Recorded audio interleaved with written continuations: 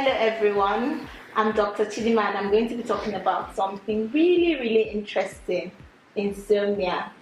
Now we're going to be talking about 10 practical ways to deal with insomnia.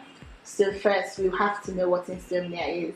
Insomnia is difficulty to initiate or maintain sleep. So simply that means, oh, I find it difficult to fall asleep. Or then you fall asleep and then you find it difficult to remain asleep. So that is what insomnia is. So you see that it affects not just your quality of sleep, but your quantity of sleep. Because if you cannot remain asleep when you fall asleep, that means you have insomnia and your duration of sleep is going to be reduced. Obviously, it's going to affect you at work because you're going to be snoring all through the next day.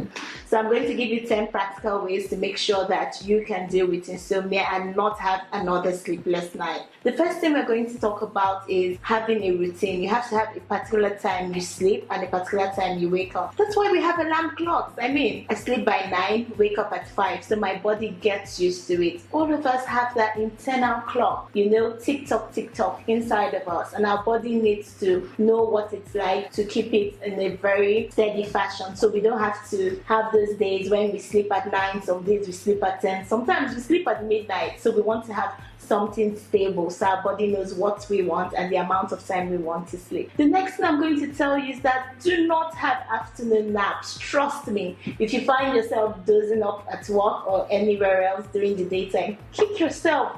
Don't do it. It's going to deprive you of sleep at night. The next thing is, stimulants. Some of us, we like to take alcohol. Smoking, there's a lot of nicotine. And then we have caffeine. Like me, I'm a coffee addict, so yes.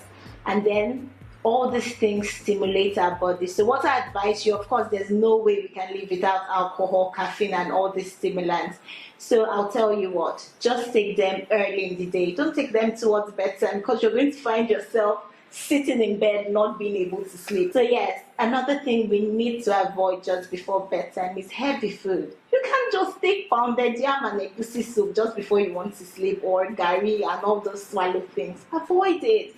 Your gastrointestinal system is going to be overworking. You're going to have heartburns and all of those things. So even if you fall asleep, you can't remain asleep. The next thing, you want to make sure your room is comfortable, cozy, cool, yes, dark, yes, and also quiet. You don't want to have background noise. If you have a partner that snores in the night, get your earplugs. Close your eyes so you don't have to see anything. Have your eye masks. And this helps you to have not just better quality of sleep, but you find out that you sleep for longer. Your bed needs to be comfortable. Another thing I have to tell you is don't do anything apart from sleep and have sex in your bed. No, don't eat on your bed. No, don't read on your bed. Don't do any other thing. Trust me, your body needs to realize that once you lay down on that bed, the next thing your body needs to do is close your eyes and sleep. That's going to help you so much.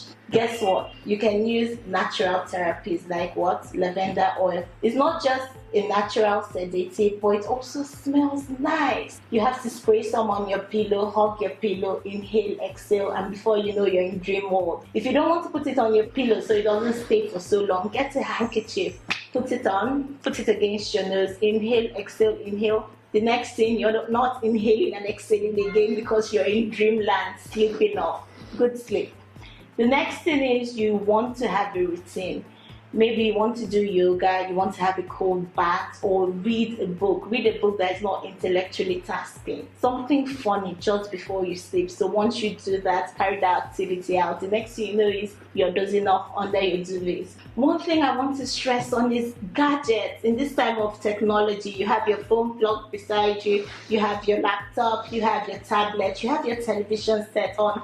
No. Switch them all off. Because before you know, the television is on and you're like, oh, Telemundo, I want to watch this. Don't do that. No. Keep your gadgets away. And then all these have, blue wavelength lights that when they are emitted, they interfere with what we call melatonin in our body. And this disrupts our internal clock that I was talking about earlier. So no, don't ping. No, don't check your Instagram. Sleep. Close your eyes. If you have other associated health factors, if you're going through a divorce or through a heartbreak, you're not going to be able to sleep. Darlings, you need to see a counselor. If you have hypertension or something else, you still need to see your counselor, because there's no point doing all these other things I've mentioned if you don't attack the root cause of all these things. If all of this failed to take you to dream world, which I know they wouldn't, you should see your physician. If you have any further questions or inquiries, you can send them to the social media addresses on your screen right now. Till I see you next time, I remain Dr. Chidinma. Bye-bye.